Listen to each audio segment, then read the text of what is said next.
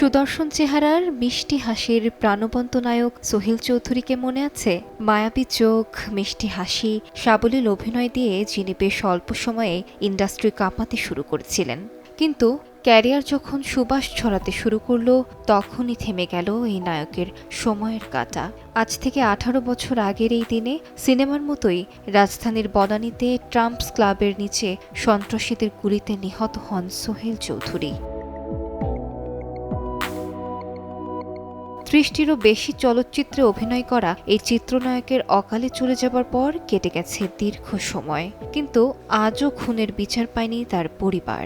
সেই বুক ভরা আর্তনাদ নিয়েই প্রতি বছর জন্ম ও মৃত্যুবার্ষিকীতে তাকে স্মরণ করে তার পরিবার, স্মরণ করে তার ভক্তরা। তবে পরিতাপের বিষয়, চলচ্চিত্রের কারখানা এফডিসির কোথাও নেই সোহেল চৌধুরী। সোহেল চৌধুরী ভালোবেসে সেই সময় হার্টথ্রব নায়িকা দিদিকে বিয়ে করেছিলেন। তাদের ঘর আলো করে জন্ম নেয় মেয়ে লামিয়া ও ছেলে দীপ্ত। যদিও 90 দশকের মাঝামাঝি সময়ে দিতি ও সোহেল চৌধুরীর বিচ্ছেদ ঘটে।